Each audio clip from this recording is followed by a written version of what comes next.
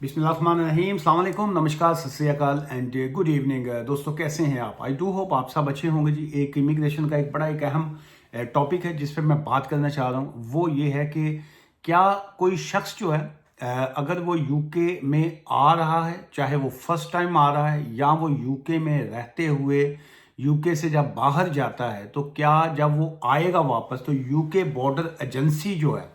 क्या वो आपको एयरपोर्ट के ऊपर स्टॉप कर सकते हैं? नंबर एक। और क्या अगर वो आपको एयरपोर्ट पे स्टॉप करते हैं तो वो कौन से कानून के तहत जो है वो आपको स्टॉप करते हैं? और उसके बाद जो है third point,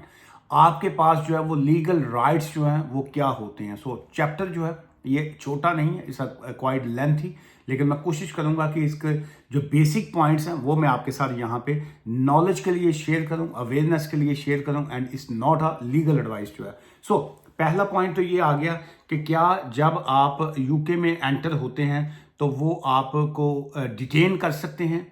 UK border agency, the answer is yes जो है वो आपको डिटेन कर सकते हैं, लेकिन साथ ही साथ जो है उनको एक रीजन जो है, वजूहात जिसको कहेंगे, वो देनी पड़ती है कि हम आपको डिटेन जो है वो क्यों कर रहे हैं। उसकी वो सारी वो उनका जो फॉर्म होता है वो उसके ऊपर रीज़न लिखी होती है, जिसको वो क्रॉस लगाते हैं, फिर वो आपको देते हैं कि हम आपको किस रीज़न से जो है यहाँ पे डिटेन कर रहे हैं। सो वो जो उनकी डिटेंशन है वो टेक्निकली तौर पे वो यूके बॉर्डर एजेंसी की तरफ से होती है, और वो जो आपको डिटेन जब करते हैं तो उनके पास ये जो पास मिली हुई है, जो उनको ताकत मिली हुई है, वो होती है जी इमिग्रेशन एक्ट 1971 जो है वो उनको देता है। सेकंड आ जाता है जी नेशनैलिटी इमिग्रेशन असाइलम एक्ट जो 2002 है, उसके मुताबिक वो आपको डिटेन कर सकते हैं। यूके बॉर्डर एक्ट 2007 जो है 2007 जिसको कहते हैं, वो उसके मुताबिक आपको डिटेन कर सकते हैं। इमिग्रेशन EEA जो है, ये जो यूरोपियन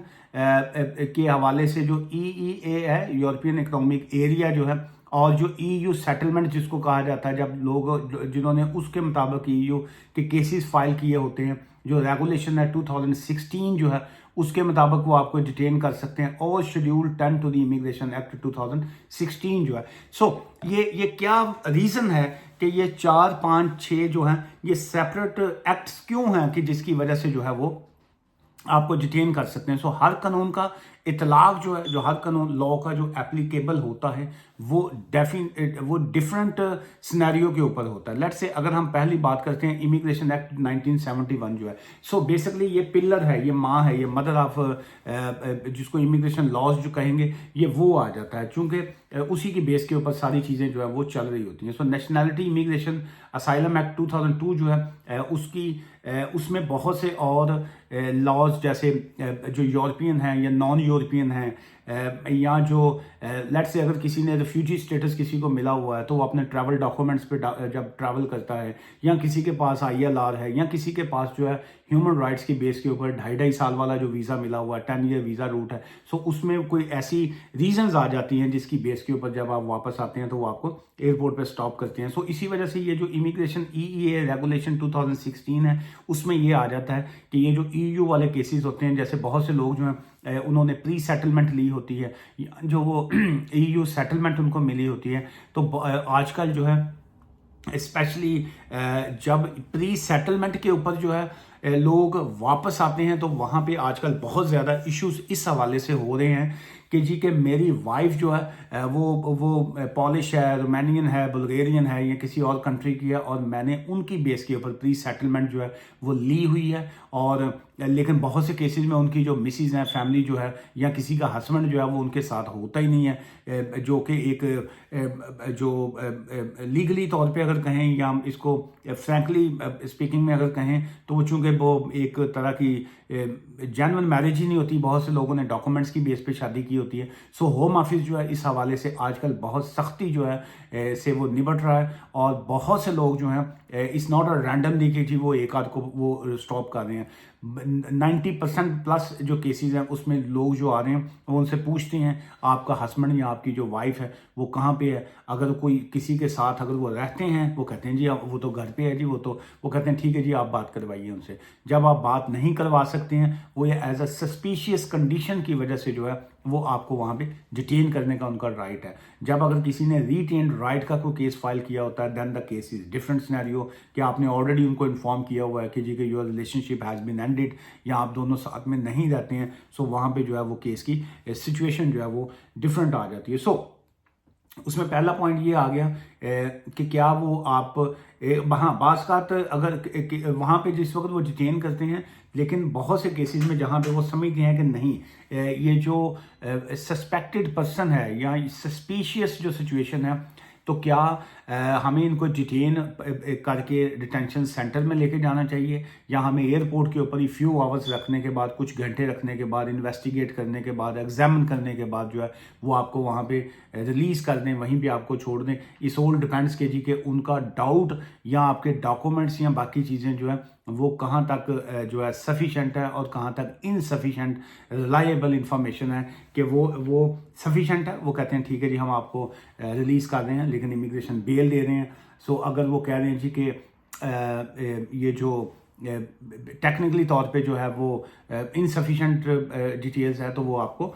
उसमें डिटेंशन सेंटर में जो है वो आपको कर सकते हैं। और अगर वो समझते हैं कि you are travelling on a fake documents, false documents, या इस तरह की आप सिचुएशन पे हैं, तो उसमें उनके पास लीगल राइट होता है कि वो आपको डिटेन करने के बाद इमीडिएट बेसिस के ऊपर, जिसको कहेंगे इमिनेंट का वर्ड जो इमिग्रेशन लॉज में यूज़ किया जाता है, वो आपको रिमूव कर सकते होते हैं जो नेक्स्ट फ्लाइट उन्होंने बुक की होती है। लेकिन वो आपको मौका जो है वो फुल देते हैं कि जी आपको हम मौका दे रहे हैं, आपको अपॉर्चुनिटी दे रहे हैं कि आप जो है हमें सेटिस्फाई कीजिए, आप हमें जो हम आपसे मांग रहे हैं चीज़ें वो आप दीजिए, ये और मुकम्मल आपको जो है वो जस्टिस का जो है वो जस्टिफाई करने का मौका जो है वो आपको देते हैं। अच्छा, फिर उसके बाद जो है उसमें एक चीज़ एक आ जाती है कि जी कि क्या इस शख्स का एंट्री जो है अगर इसने यूके में रहते हुए कोई ऐसी बगावत या कोई ऐसी कोई चीज़ की है जो स्टेट के ख़िलाफ़ स्टेटमेंट थी, या कोई इस तरह की चीज़ें हैं, तो उनके पास तब भी लीगल राइट होता है कि वो आपको डिटेन कर सकते हैं। और एक जो डिटेंशन जो आ जाती है जी, वो आपको जो अरेस्ट किया होता है under paragraph 10 of schedule 10 to the immigration act 2016 जो है, उसके मुताबिक वो चीज़ों को आगे लेके चलते हैं। फिर उसके बाद जो